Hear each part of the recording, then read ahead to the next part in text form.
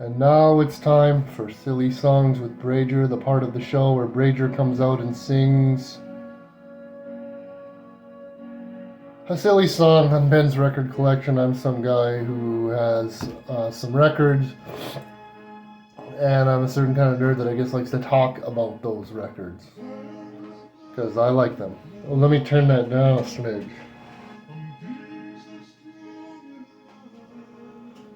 It's okay if it's loud in comparison to my voice. That's fine.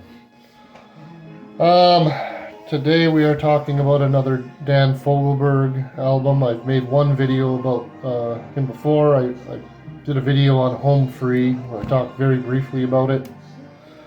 And now I'm going to talk about another album of his. This is one that I kind of bonded with my mother-in-law about. She had a copy of this. She liked Dan Fogelberg. And I don't know very many people that like Dan Fogelberg. So this one, I think this came out the year before Twin Suns, which is a pretty decent album that I'm going to talk about. This one is also produced by Norbert Putnam. He also produced Home Free. This came out in 1977. And I think Nether Lands was the first track on the very best of Dan Fogelberg, which is my introduction to him. A CD that my mom owned. May she rest in peace. This has some decent songs on it. Give Me Some Time has sort of like almost like a bossa nova type feel on it. I think that's the one that has Tim Weisberg. Maybe that was the start of his relationship with Tim Weisberg. They played together and were like, hey,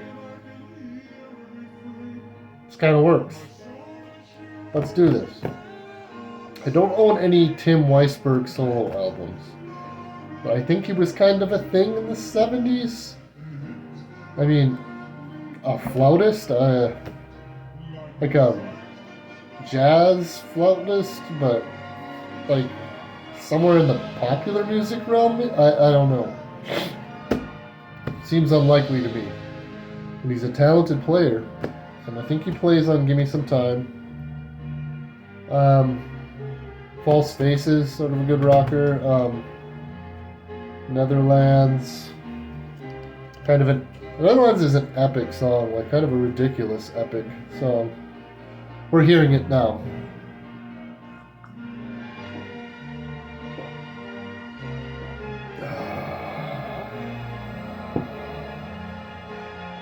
What is it? I don't know. Who knows? Another gatefold. We have the lyrics to the album. Hope you can read fast, and I hope you can read small print. Got kind of a cool painting here of, I guess, his face.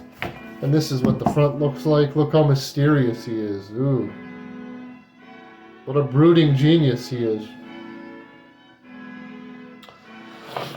I read somewhere that at some point in his career, in his life, maybe 80s or 90s, I forget, he took a break from his regular music career and decided to do like a blues rock bar band and toured around doing that.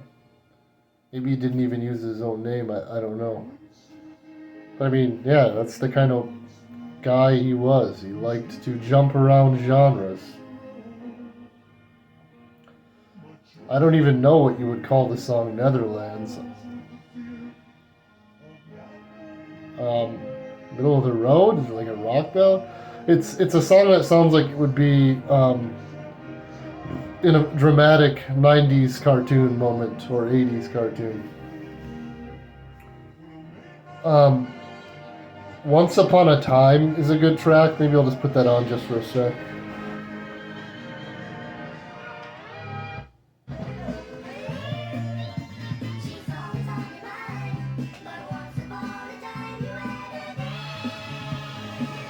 Ooh, hear that pitch?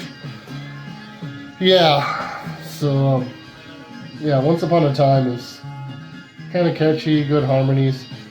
Mr. Fogelberg, he played a lot of the instruments on this stuff. He's a gifted pianist, guitar player. Sometimes he would play in alternate tunings. It's kind of loud, isn't it? Yeah, whatever. Once Upon a Time might be the greatest song on this album. It's track 2. Kind of a cool back cover. I mean, pretty much like the front cover. Yeah, sadly he died when he was like in his 50s, maybe. Died of cancer. Prostate cancer. It's a gentleman. Let a learned man stick his fingers up your butt if it's for an examination. Anyway, this one is there a price tag on it? I don't remember. I don't remember where I bought it. I probably got it like 10 years ago. More than that. I probably paid like $3 for it. I used to find records for pretty cheap, and if I did, I just buy them. Oh, Dan Fogelberg, okay. I don't regret buying it.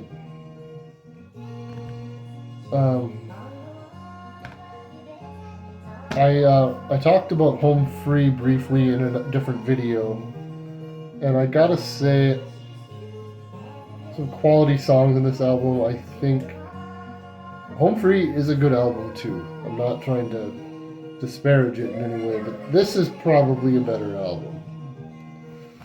I'm just kind of curious who some of the guests are.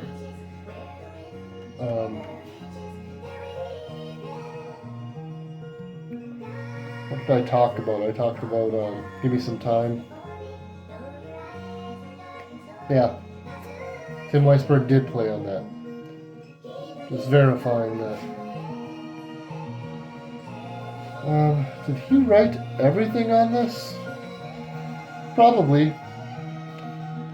Wrote a lot of songs.